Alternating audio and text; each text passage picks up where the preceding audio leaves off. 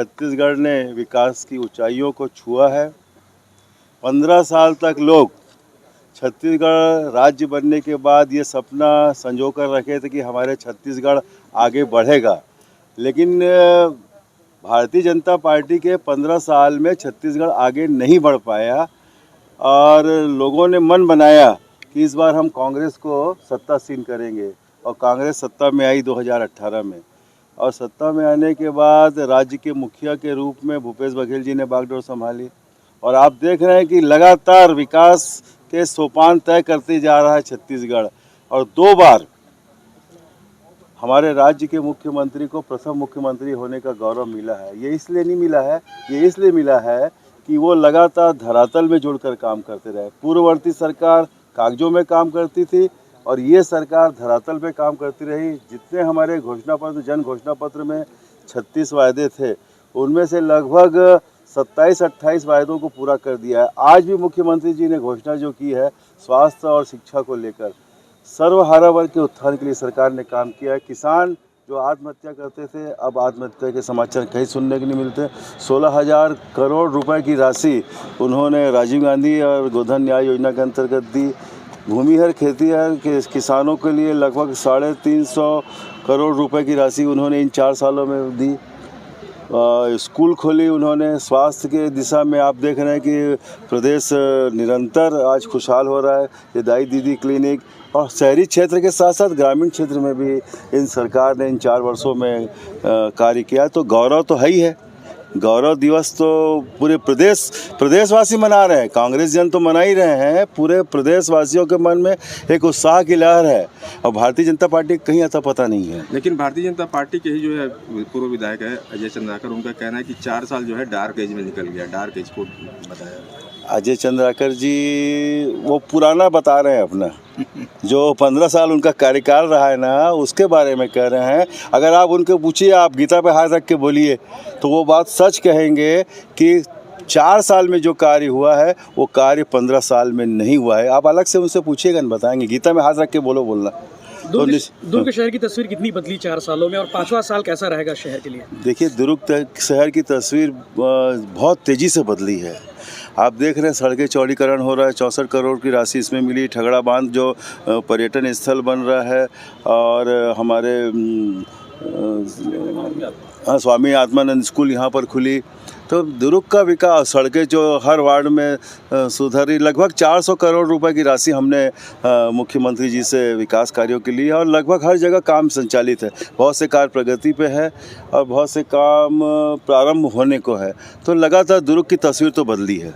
और क्या प्रोजेक्ट है? एक साल और बचा आपके कार्यकाल में। देखिए, हमारा जो प्रोजेक्ट है, हम लोग सीधा जनता से जुड़ते हैं और शासन की योजनाओं से उनको लाभान्वित करते हैं। अब जो कार्य बच गए हैं, और आखिरी में तो कुछ किया नहीं जा सकता। काम तो आपको शुरू, जिस दिन से हम पद ग्रहण करते हैं उसी दिन से हम मन बनाते हैं कि हम अपने शहरवासियों के लिए क्या करना चाहते हैं। और हम तो हमेशा इस बात को कहते रहे कि जन भावनाओं का हमेशा सम्मान करना चाहिए, क्योंकि आपके ऊपर विश्वास करके वो कार्यभार सौंपती है। तो हम लोग, जैसे यहाँ पर सारी चीज़ की सुविधा है दुर्ग में, और सब आवश्यकता और प्राथमिकता को देखते हुए हम उस कार्य को पूरा करेंगे। भाजपा जो है दावा कर रही है कि 11 महीने के बाद सरकार उनकी बनेगी और मुख्यमंत्री भी उन्होंने चुन लिया है राम विचार नेताओं को। कैसा देखते हैं आप? देखिए, भारतीय जनता पार्टी का ये व्यक्तिगत मामला है और वो खुद 15 साल में 15 सीटों पर सिमट गए हैं, तो और इससे ज़्यादा और क्या सोच सकते हैं। फिर वही बात, वो मुंगेरी लाल के हसीन सपने देख रहे हैं वो, और उससे कुछ होना नहीं है। सपने देखने से कुछ नहीं होता। सपने देखो, लेकिन धरातल पे भी सपना दिखलाई देना चाहिए। लोगों के बीच में भी ये बात जानी चाहिए। तो वो अपने मन ही मन अपनी पीठ थपथपाते रहते हैं, तो उसका कोई इलाज नहीं है। दुर्ग शहर के कई लोग ऐसे हैं जो ये भी कहते हैं कि आप सिर्फ घोषणा करते हैं, घोषणा के बाद काम नहीं होता है। क्या कारण है काम नहीं होने का? कौन लोग बोलता है भाई? जो विरोधी होंगे, विघ्न संतोषी होंगे, जो शहर का विकास नहीं चाहते, 2-4 लोगों के बोलने से थोड़ी कुछ होता है। जहाँ जाके घोषणा करते हैं, कुछ ऐसे लोग हैं जहाँ पर काम ही नहीं होता है। हम देखिए, भूपेश पे भरोसा है, भूपेश जी पे भरोसा है।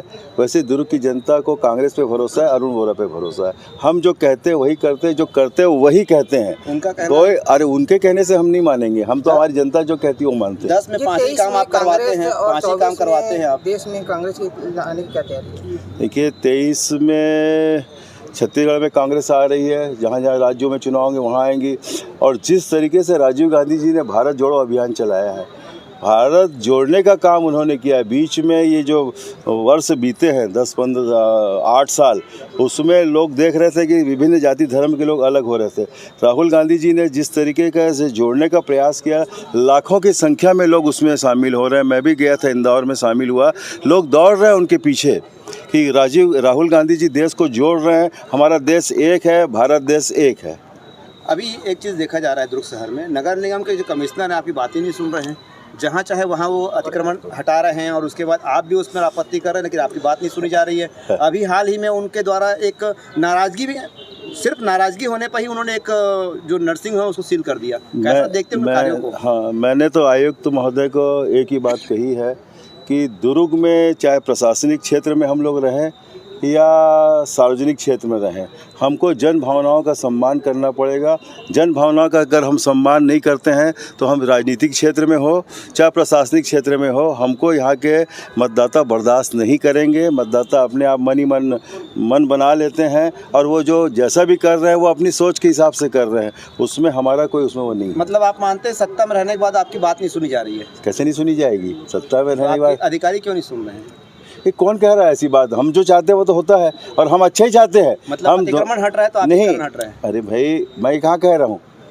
मैंने इस बात को कहा है कि व्यवस्था हम भी चाहते हैं। अब ये चालान हो रहे हैं तो मैंने कहा कि भाई चालान आप जन जागरण अभियान चलाएं, कैंप लगाएं और विकास के कार्य जो अधूरे हैं उसको पूरा करें। ये हमारा काम है, किसी को तोड़ फोड़ करना हमारा काम नहीं है। ठीक, थैंक यू।